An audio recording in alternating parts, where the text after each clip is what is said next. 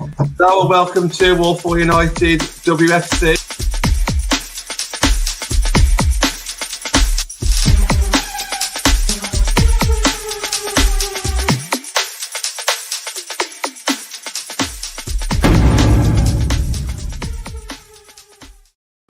Hello and welcome to AFU United with me, John Foster, MUFC. Real good show tonight. We've got Natalie with Tom Garry as well. Tom, how you doing, mate? Hi, good evening. Yeah, really well. How are you both? Good. Excited.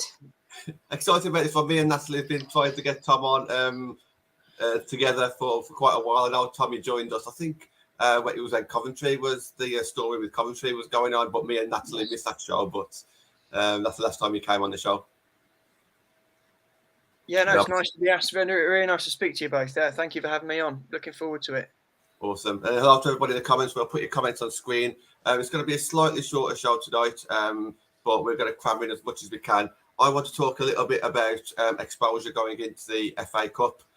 So just how we can kind of get people interested in women's football that's not necessarily a fan of the top four teams.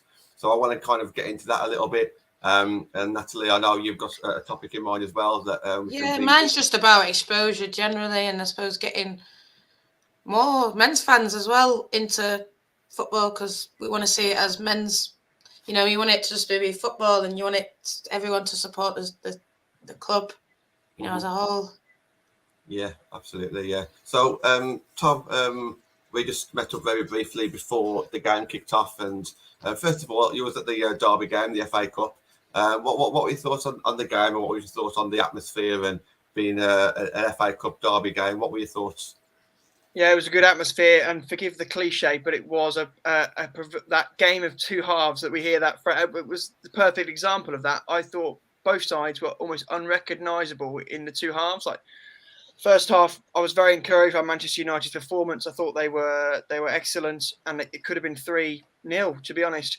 And then it was completely different in the second half. I felt Man City wanted it a lot more in the second half. They were similarly to the derby 2 weeks before in the league. They were winning all the second balls. They were battling more. They were just first to everything. And we sort of at 1-1, you just felt as though there was only one winner from then, which was so surprising after the first half. So a few things for Mark Skinner and the team to look at. He has commented in the post-match a couple of times now about needing to be more aggressive in some of these games. And I think all the ingredients are there from Man United that this can be a really good team. But sometimes it comes down to that raw ability to just fight for the ball sometimes. And that can be the little difference, because you can out-tactic somebody, you know, you can outthink someone, you can out-football someone, but then every now and then you just need to get really, really stuck in. And I thought Man City did better in that regard in the second half. Yeah, I think it's belief as well. I think Man City, even when we've played Arsenal, even when we played Chelsea, they just believe that they're going to win. And I think even when we've got the draws, I look at when Stina Blackstenius scored that goal, I look back to when Ellen White equalised it at 2-2. They just had the belief that they could go on and do it. And I feel like because we've not really won a lot of these games, we have lost the majority of them against the top three, that we don't maybe have that belief that we can do it, but you're never going to believe unless you do it. So that's what I think is needed a lot as well from the girls. Mm-hmm. Yeah, that's a really good point about belief, but I think that will come, because as Mark Skinner says, you know, Man City, Arsenal, and Chelsea have been together for a really long time, so it's, you know, it does take time for these things to develop and grow. And I think that once Man United do get that kind of that elusive first kind of league or cup win, in the FA Cup, over City. I know they had success over them in the Conti Cup on 3 occasions, but getting that first league or FA Cup win will be a really big psychological step. And then I would imagine that once that happens, then more wins will follow. Yeah. 100%. Yeah, and we could talk about United all podcasts, but I do want to move on. But I will ask you one more question. Did you think that was you expecting more fans at the stadium for this FA Cup game, with it being a derby, or would you have thought like maybe a few more would have turned out? Because from my point of view, I would have liked to have seen the whole of the south stand full, and then wrap around to just underneath where you were sitting, Tom. You know, in the past with the big games, we've seen like that amount of fans, but to me, maybe not as many turned up as I would have liked, especially on a Sunday as well. You'd have thought, you know, people would have turned up.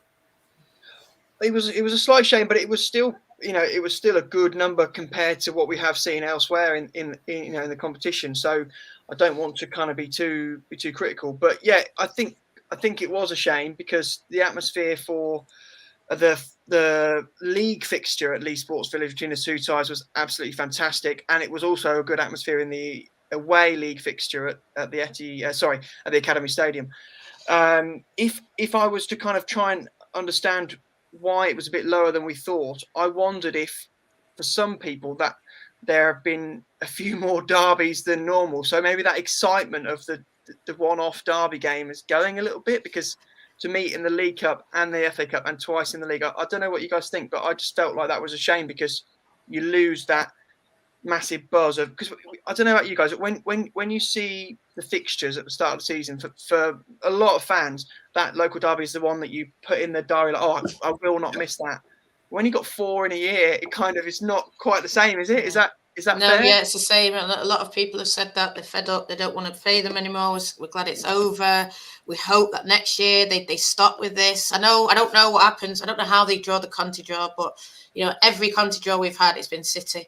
So they need to just stop, you know, giving us that. There must be a way that they can stop it. There must be, because we've faced them now. You know, we've been a team since 2018, and it's always Man City. It's too much. And then you never know. Like we said, we might get them if we get to the later rounds, you are going to eventually draw them. So for me, I think that early Conti one just needs to be finished, because I mean, like you say, myself, I'm thinking about next year, which fixture am I looking out for? And it's Liverpool. I cannot wait until we play Liverpool, especially away. And that's the one I'm going to look at straight away. Boom, right, it's that. It's then. It's summer, it's winter, you know, I'm going to be excited for it. But if I know that I'm playing them 10 times in a year, I'm like, oh, for God's sake, not these again. And it sort of links into what I want to topic. I don't know if you want me to go on it, John, or you want to go on yours first. No, you go. It sort of links in, because I was disappointed. I thought 2,000, how much was it? 2,300 it was, John, or 2,500? Yeah. That was poor for me. I expected better. We have seen better.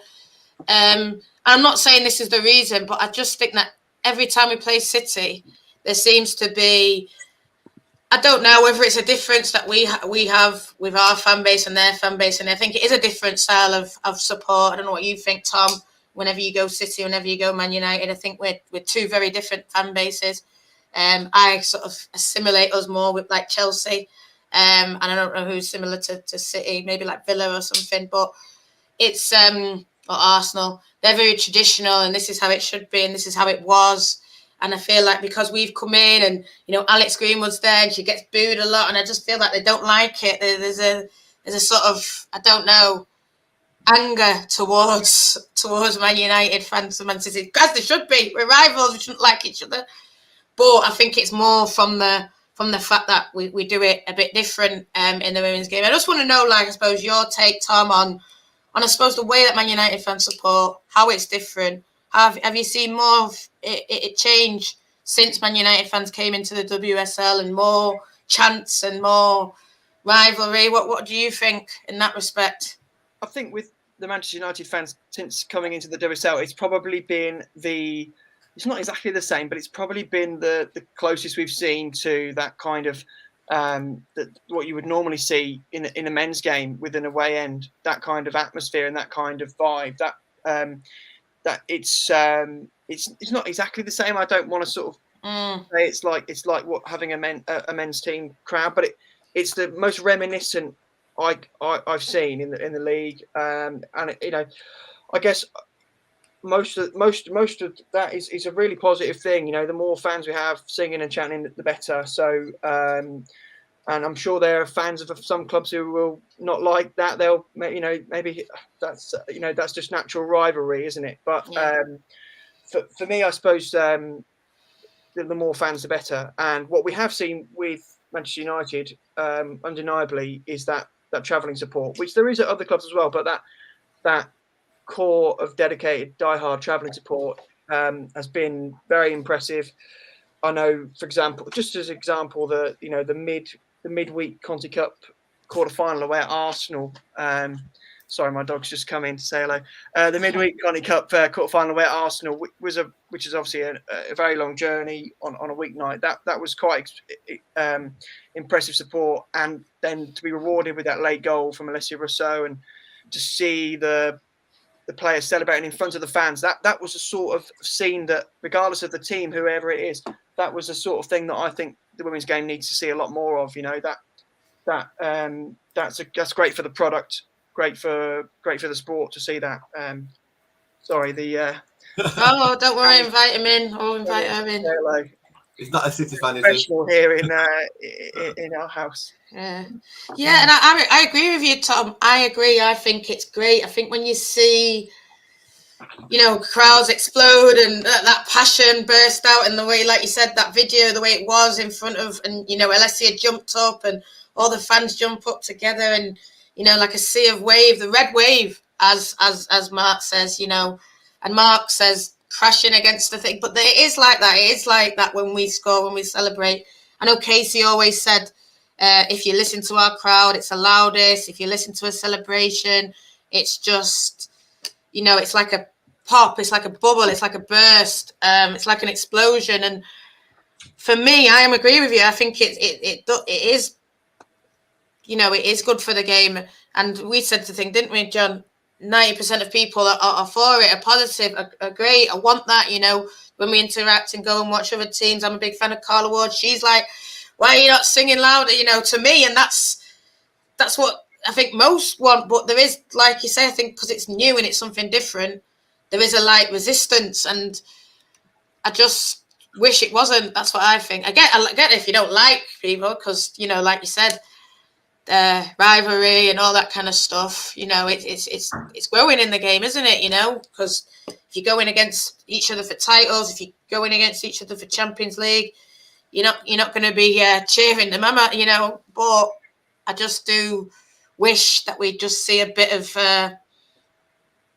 more of it, and a bit more acceptance, and a bit more just allowing people to it's okay, you can do it that way and we can do it that way, kind of thing.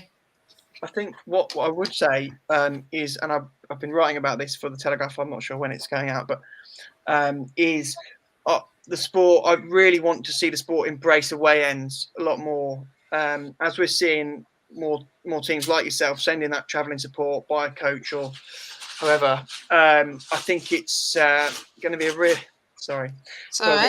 I think it's going to be a really positive thing if we can really embrace the away end and an away section that then the away players can go and turn to and thank at the end. I don't think the atmosphere is quite as good when everyone's mingling in together. The example that comes to mind, and I don't want to pick on these two clubs specifically, but it's just the one that's coming to my mind, is when Arsenal played Chelsea in the 0-0 in the league recently. That was a terrific game. The only slight shame for me was that the Arsenal fans, of whom there were many Arsenal fans who went to that game, but a lot of them were in separate parts of the stadium.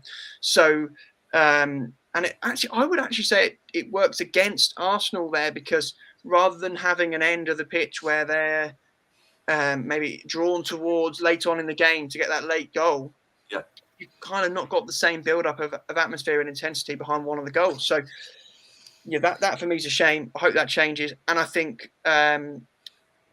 although we don't need segregation, I don't think there's any fear of any crowd trouble in the women's game. I think it would just be better if we dedicated a block or an end to the away supporters. I think it would look better. And then maybe if there are some people who don't like the loud chanting, if that's what they don't like, then they can sit in a family stand that's not in the same bit, for example, as the away supporters. If you are doing that, that's fantastic, because I've actually fed into an article that's going to basically talk about the same. I know that when the FSA has just done their recent survey, they asked about, do you want an away end? So I think there is this push now, and I'm glad that you said it, Tom, because I remember in 2019, I think it was even you wrote a piece for the BBC and it was talking about United when Arsenal came, and there was this sort of hostile atmosphere towards Arsenal. And then I think later that year, Liverpool subscribed. Gay said when Man United didn't end up happening this game because of it got cancelled and COVID shut down the whole season. But Liverpool actually said, yes, Man United, when you come, you're going to have an away end. And I think Molly said it was great for the game. And I think she had a lot of, not say abuse, but a lot of negative tweets to it. And a lot of Man United fans were saying, yeah, it's great. But a lot of other fans were like, no. But now I've seen Chelsea fans are on board with it. Leicester fans are on board with it.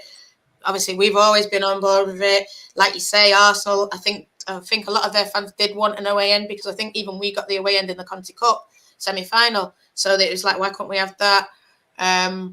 So I think now the majority, it's changed. The majority sort of maybe we're against it, seeing it as something negative, seeing it, like you said, segregation. And now I think yourself is writing about it. I've heard other people are writing about it. So it's great to sort of see that positive vibes. And I suppose it's linked into what we're saying about journalists and fans. We need to talk together, because we both sort of want to see, we all want to see it grow. And a lot of fans now want this away end. So it's good to see, the Telegraph are going to write about it and see it as a positive thing. And I'm really happy about that.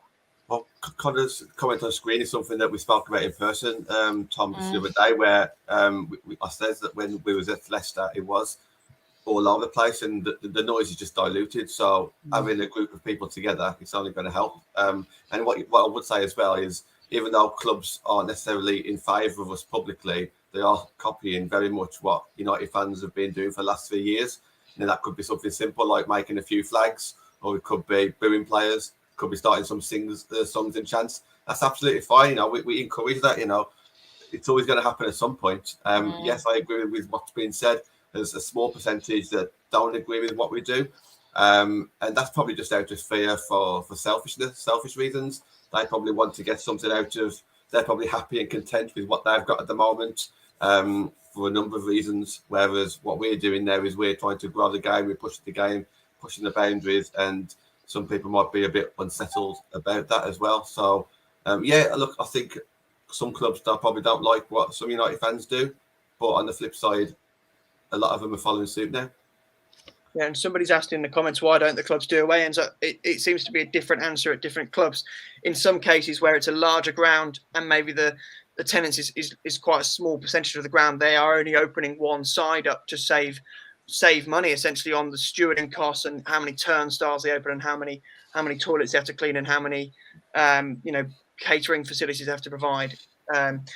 So that's 1%. But then there are other grounds where I think, for example, at Kingsmeadow, where the whole ground is usually nearly full, if not full, I think that's more just down to a culture. And at the moment, you get a ticket and you can sit or stand anywhere you like. And I think what would be nice, I think, in the future is if we do get to a stage quite soon where there is a block at least that is saved for the fans of the visiting team. And it's nice if there are those who maybe it's a family where they've got, or you're a friend and your friend is a United fan and your other friend is a Chelsea fan and you want to sit together. I think that's nice and we should welcome that can happen.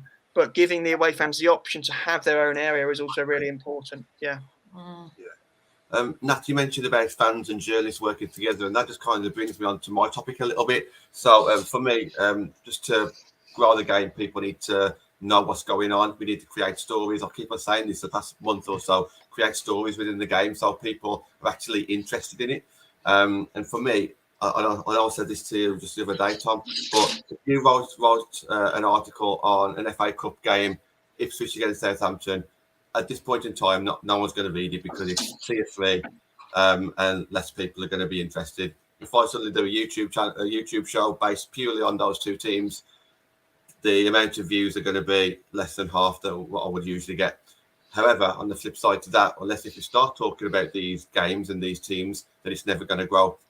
So for me, I would say obviously journalists and the fans, everyone needs to work together to keep on talking about these games.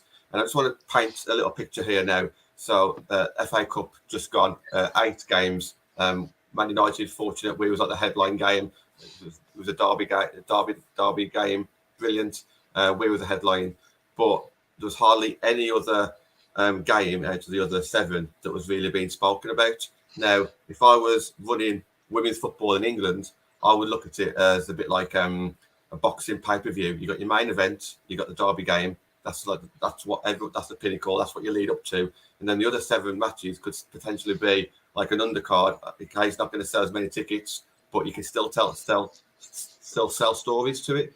So the first game, that Ipswich and Southampton, potentially what could have happened is you could have explained, not you personally, Tom, I'm just saying just in general, Southampton had only lost 1 game all season. Guess who that was to? Ipswich. Both clubs are fighting for championship this season. They're top of tier 3. One of them are probably going to get promoted. They're against each other. If we had had that build-up, fans would have been a bit more interested, and guess what they would have seen? That match ended in a penalty shootout. Brilliant. There's a story there to be told, but no one knows about it because it's a lower league. I'm just going to say one more. The next one would have been Coventry United against West Bromwich Albion. Tier 2, Tier 3. In theory, who cares? 2 months ago, Coventry was pretty much extinct. Next season, Albion will probably play Coventry in the same league. Midlands derby. If we had promoted that and people actually watched that game, what they would have seen is Coventry go 3-1 up, I think. Coventry have a player sent off. It goes to 3-2. And then you think Albion's going to get the equaliser. Coventry, with 10 players, end up winning 4-2. I could go on. Charlton, Everton. Charlton haven't lost the game since November. They ended up losing to Everton. There's a story to be told everywhere, but no one's going to know unless if you broadcast it. So I guess what I'm saying to you is, Tommy, is what can we do together? And it's not going to happen overnight. And, this isn't going to happen. But between us, we need to get messages out there to grow the game. Yeah, this is the big challenge, and I think, there's so many different things I want to say about this. I guess the first one, and I'm not trying to make an excuse from my point of view, but when, unlike in a men's game where a lot of the outlets have many reporters, we do in the women's game we have to choose one match, unfortunately. So for me in the 4th round it was Bridgewater Man United, just because that for me was a standout tie. It was a fantastic cup tie. It was sold out at Bridgewater Record Crowd. That made sense to go there, and I think it would have been wrong not to go there. But then obviously in this round, the standout tie really felt like the Manchester derby. I think it was unfortunate for Ipswich and Southampton, but realistically, that is the big game. And if there was more than one of myself, then of course we would do the other games too.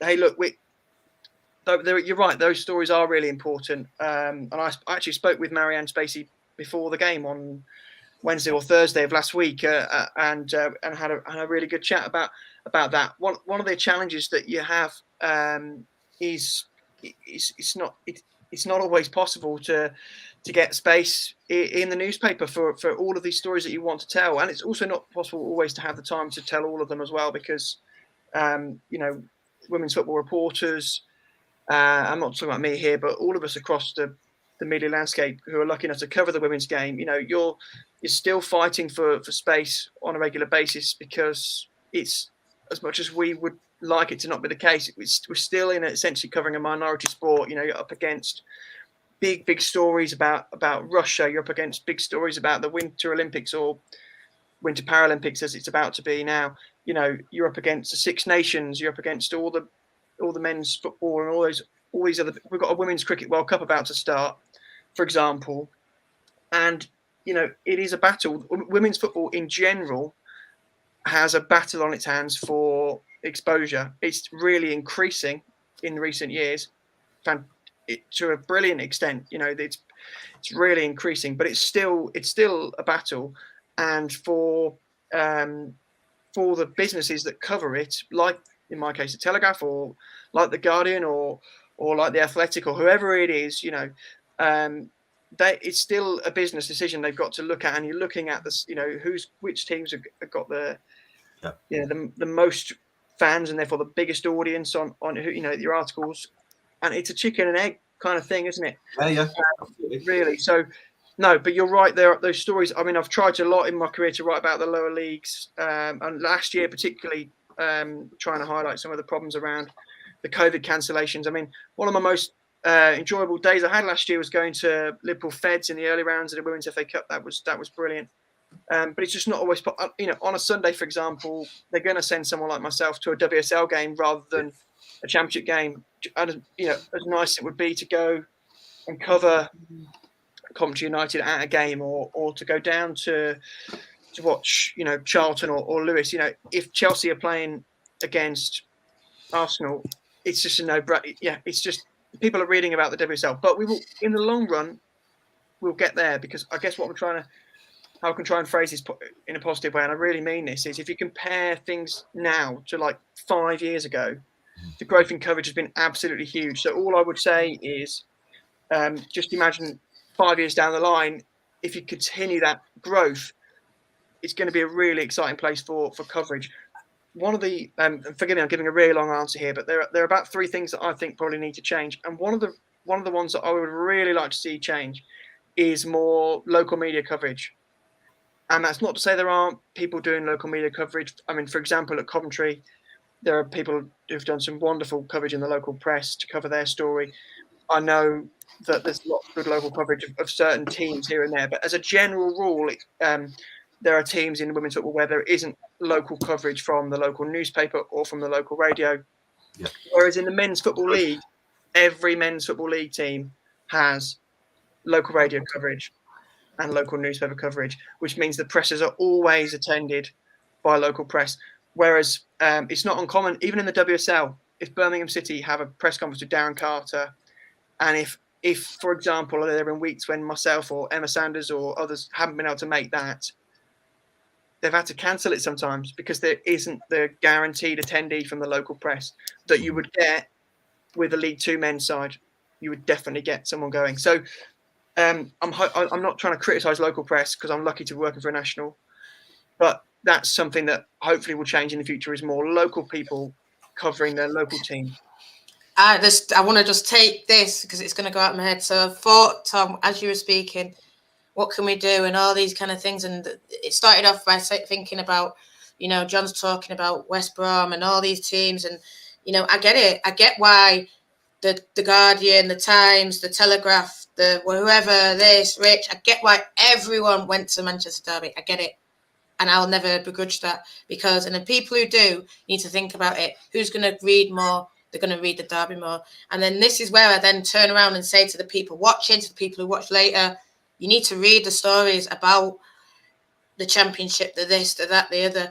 Because I look at the championship sometimes and they'll put us something out and no one will be interacting with it. And I'll be like, well, how can you turn around and ask for coverage if no one's even interacting with it there when they've got it?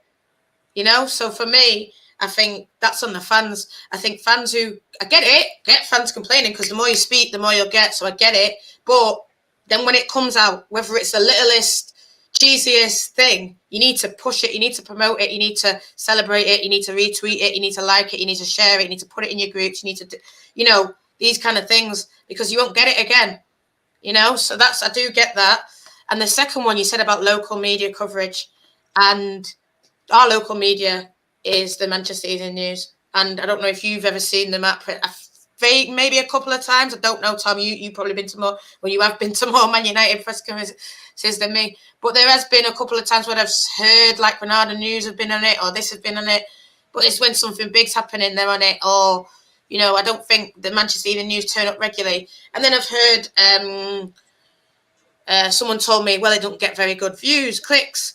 And then I look at when Manchester Evening News do an article on Man United women and they put hashtag MUFC. And I think that right there is your biggest mistake.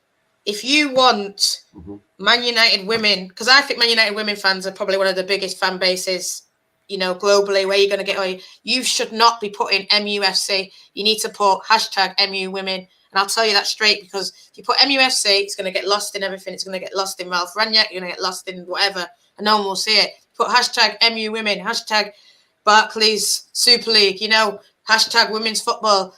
It's going to, you open yourself up to an audience. That's your audience. Why are you tagging the men's stuff? It makes no sense. That's what I will say about some medias. And then you talk about Darren Carter and this kind of thing. And I don't know if you know him. You probably do. Craig, is it Cadley? Yeah.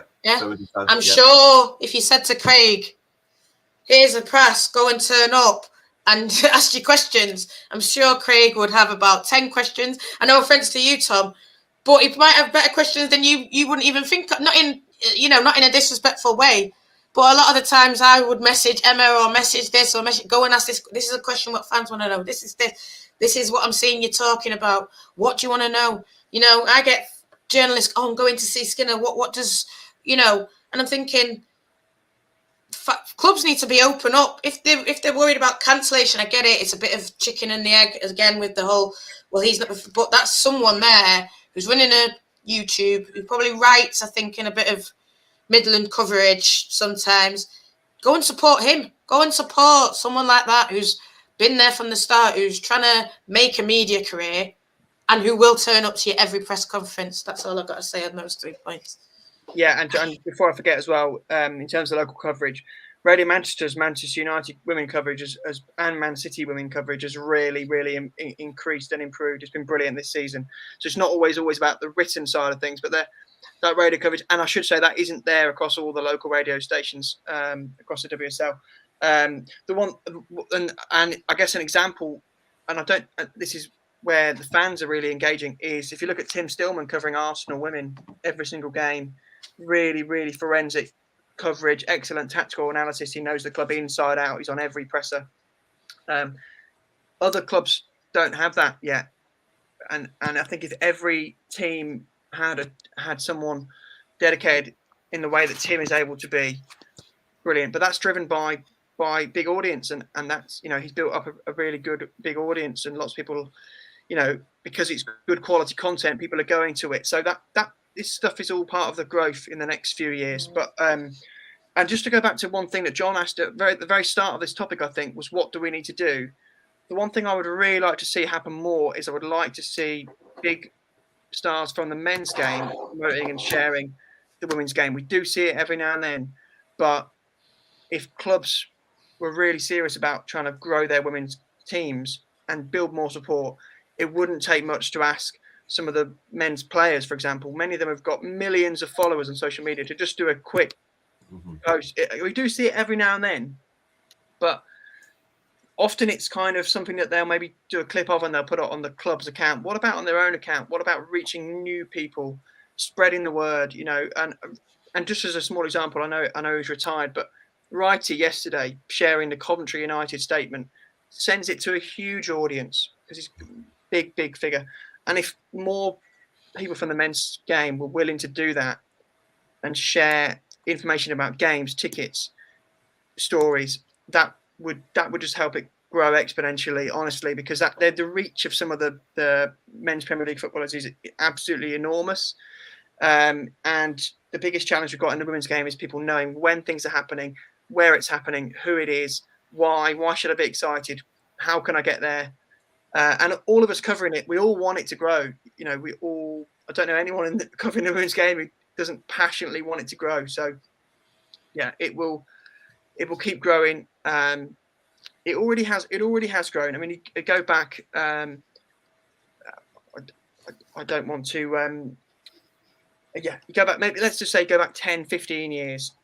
You'd have someone like Tony Layton, a pioneer of written media women's football coverage, who would often be at games for England women, either on his own or with one or two other people maximum, and someone like that created a legacy that now you go to an England women game and there's like 35, 40 people in the press box sometimes. So that is huge growth. So that's just an example, but if that's what can happen in the last 10 years or so, I'm excited about where it could be in 10 years to come. But it just takes a lot of work. It takes editors to believe in women's football. I'm very lucky that the Telegraph created a job that I can do full time. That's very fortunate. Not many papers actually have a full-time women's football reporter. You don't need two hands to count the number of us who are lucky enough to do this full time. So it's a very privileged job. And it's just going to take more editors to give it a chance, and hopefully they will. Awesome. I know that we've reached the 30-minute mark, so thank you very much, Tom. Just final word for yourself there, Natalie. Any thoughts on what you just said? Yeah, I just think, like what Tom's saying, it's just, I think it's on the fans as well. Like I said, engage in sort of everything if you can, and just keep engaging, because even from when I started watching it to where it is, FA player, everything's on the FA player, we want to see more on it. But yeah, before you would never see anyone reporting on Championship, and now you are seeing stories about Liverpool women and Coventry. I mean, look how the Coventry story just exploded. That was the main news story. There wasn't any kind of, I know that, it was the break, but no one was talking about anything else. And that's because the demand and the fans sort of wanted to hear it. But like you say, when it comes out, when you do see things, interact with it, push it up, because, I just know that people, sort of say to me, what is it that they want? What is it that you want? But I think the more you like, the more you share it, the more you comment underneath it, that kind of thing. Like on Tom's page, if you put a thumbs up, things like that, you might think it's nothing, but it's extra sort of kudos to them and more things. So, people, if they want to see more, they need to start retweeting, sharing, commenting, all these kind of things, because it's going to boost the audience and show that people are interested. It's a culture thing as well. Which takes time to change a culture, because the culture of people going and following men's football religiously for decades has been, an intrinsic part of the society here in England. So, anything coming in to change that is going to face a battle to break into the public consciousness. But no, it's, I guess, we all want more, of course we do. But I guess I'm trying to urge a little bit of patience, because I think it will get there. We just want to keep seeing things getting bigger and bigger. And realistically as well, the better the England team do in competitions like the Euros coming up and the next World Cup, the more it will grow for everybody. I think we can't really overstate the importance of having a successful national team to then lead to the growth. So yeah, that's a big part of it. I see, for example, Luke saying hopefully the Euros will enhance the fan engagement. I lower down the leagues, yeah, and I think that's the challenge for the clubs lower down the leagues, is to market that properly. If we get off the back of the Euros, not just the WSL, all through the pyramid, everyone needs to be proactively marketing that season. It's, that if you love that football, here's where you can come and watch it every Sunday at this ground, at this brilliantly cheap price, in this nice atmosphere, and it's on your doorstep. And that's what everyone needs to do more and more of. Yeah. I mean, I know you've got to go, Tom, but what I'd say about that, I think that we've seen it and then it boosts and then it falls off. So for me, I think even Molly put it, when it was 3,000 after the World Cup, and now we're back to 1,000. So I'm not saying that it doesn't boost it. Yeah, it does. It makes, we see more coverage and this and that, and probably Sky, and it helps all that. I get it. But for me, I think as well with the grassroots, I think we need to build it from the grassroots. And you talk about Man United's loyal following and all that kind of stuff. We need that. And I think things like away-ins as well is going to boost that, is going to make people want to come more. Because if you're going to a ground, if you didn't know the Barmy Army existed or whatever, you still know that you can go to a ground and you're going to, that end, that's where I sit, that's where I want to sit, And I just think that's a little thing, but I just think it's going to make a massive difference, because every day on away end, I get about 20 plus messages saying, where you sitting, where you sitting, where you sitting.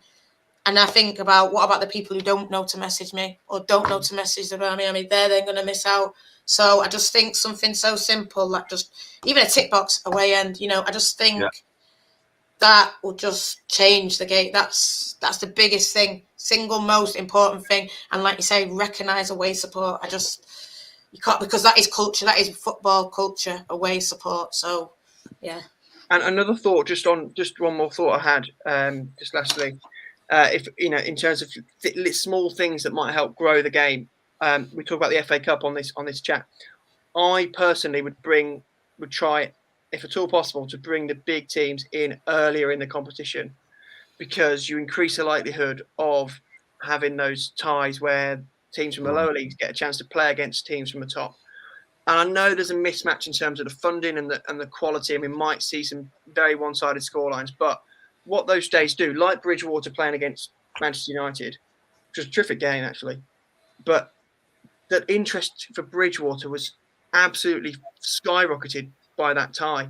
And so if you have more of those more often across the sport, that just helps grow. And by the sounds of it, from talking to Bridgewater, people, not everyone, but quite a lot of those people have come back which is good. So I just think we need more of these moments, and hopefully that will help.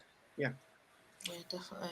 Guys, thank you very much. Really enjoyed this. Tom, please come back in the spring, and we'll try and go through it again. It's a real good subject. Nat, thank you for coming on. I'll see you at the stadium against Leicester. We're looking forward to that one. Let's get that win. Tom, if anyone wants to find you on Twitter, how can they go about doing that? Oh, okay. My handle is Tom J Garry. The J stands for my middle name, James, and someone else had already nicked Tom Garry. So sure, thank you. But no, that's we've got coverage on at Women's Sport, which is the Telegraph's women's sport team as well. But no, hopefully, just keep sharing. Everybody, the more content creators, the better. So keep whoever you like reading, whether it's someone else or whatever. Yeah, just keep reading more and more, please. Thanks everybody, and thanks for the messages. No, thank you very much. Tune in tomorrow, guys. We've got 2 shows tomorrow and a match reaction on Saturday night with us playing on Saturday. So check that one out. And then next week we'll focus on the Devs final. That's going to be fantastic. So please tune in, and we shall see you again soon. Thank you, guys.